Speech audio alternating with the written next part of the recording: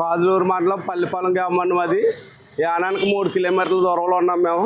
నాకు 3 తాటలు ఉన్నాయి, 2 కోత మెషన్లు ఉన్నాయి. రోజు వచ్చి తెల్లారగట్ల 3 గంటలకి, రాత్రి 10 గంటలకు వచ్చి కూర్చుని అల్లాడిపోతున్నాం.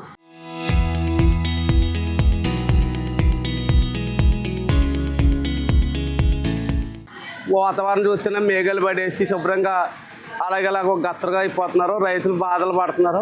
మేము 2 తాటలు ఉండి రైతులు కూడా సహకారం చేయలేకపోతున్నాం. మాకు 2 కోత మెషన్లు ఉన్నాయి. ఆ కోత మెషన్లు కూడా మేము ఆయిల్ వేసి రైతులకి సహకారం చేయలేకపోతున్నామండి. రోజు వచ్చి తిరిగి వెళ్తున్నాం. రాత్రి వచ్చాము. వాళ్ళకి 4 రోజుల నుంచి ఇదే పాటలు పడుతున్నాం. అలా దొరుకుతలేదు. వస్తుంటే కొడుతున్నారు, కొంచెం కొట్టినారు, మళ్ళీ అయిపోతుంటే మనకి లేదని చెప్తున్నారండి. మరి అంతే కాబట్టి మాకు ఏమన్నారు, అధికారులు ఉన్నారు కాబట్టి ప్రభుత్వం తరపు నుంచి అధికారులు, మంత్రులు, ఎమ్మెల్యేలు ఉన్నారు కాబట్టి వీళ్ళందరూ మాకు ఏమైనా సహకరించి మా రైతులకు ఇబ్బంది లేకుండా చేస్తారని మరీ కోరుతున్నామండి.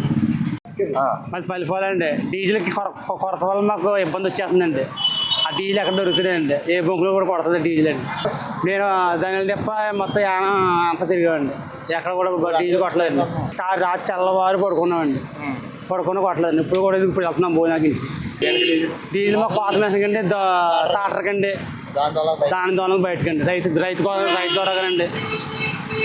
2 రోజులు చెప్పిన పడుతున్నారు, 15 రోజుల మీద చెప్పని పడుతున్నాను. బంకుల్లో పెట్రోల్ డీజిల్ ఉంటుందా? డీజిల్ ఉంటుందండి. ఒక గంట కొడుతుందండి. ఆ బ్యాగులు అమ్ముతుందండి. బంకులో లేదన్నా పొద్దున కొట్టరండి, ఒక గంట చెప్పమని మానేరు మరి.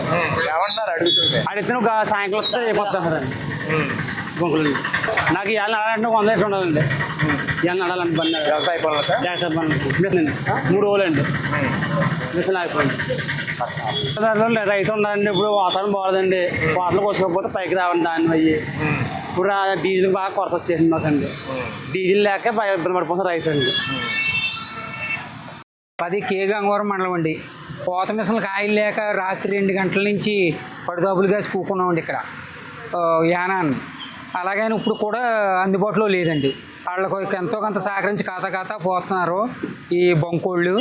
కానీ ఏంటంటే అండి, చాలా ఇబ్బంది పడుతున్నాం, చాలా టైట్ అయిపోయిందండి.